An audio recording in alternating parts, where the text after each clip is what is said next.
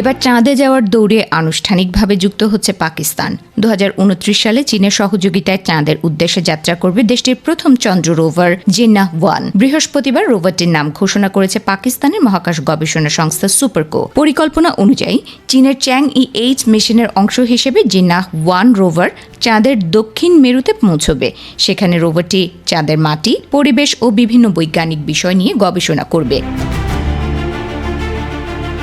পাকিস্তানি জাতীয় পর্যায়ের প্রতিযোগিতার মাধ্যমে জিন্নাহ-1 নামটি বেছে নেওয়া হয়েছে।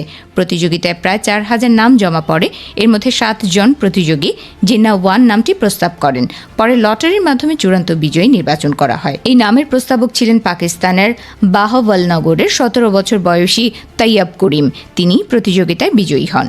পাকিস্তানের মহাকাশ গবেষণা সংস্থা সুপারকো জানায়, পাকিস্তানের প্রতিষ্ঠাতা কয়েদে আজম মোহাম্মদ আলী জিন্নাহর প্রতি সম্মান জানিয়ে রোভারটির নাম জিন্নাহ-1 রাখা হয়েছে। একই সঙ্গে নামটি পাকিস্তানের মহাকাশ গবেষণায় অগ্রগতি ও নতুন দিগন্তের আকাঙ্ক্ষার প্রতীক।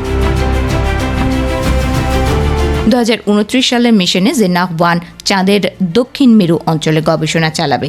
বিজ্ঞানীদের কাছে এই অঞ্চল অত্যন্ত গুরুত্বপূর্ণ, কারণ দক্ষিণ মেরুর কিছু স্থানে সূর্যের আলো প্রায় কখনোই পৌঁছায় না, ফলে সেখানে পানির বরফ থাকার সম্ভাবনা রয়েছে।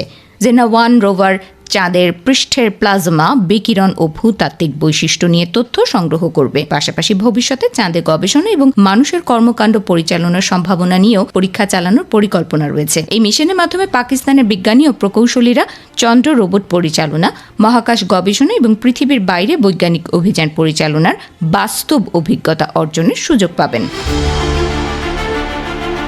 চীনের চ্যাং-ই-8 মিশনে পাকিস্তানের অংশগ্রহণের বিষয়টি 2024 সালে ঘোষণা করা হয়েছিল।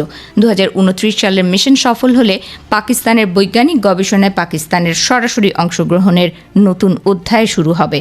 2029 সালের মিশন সফল হলে চাঁদের বৈজ্ঞানিক গবেষণায় পাকিস্তানের সরাসরি অংশগ্রহণের নতুন অধ্যায় শুরু হবে।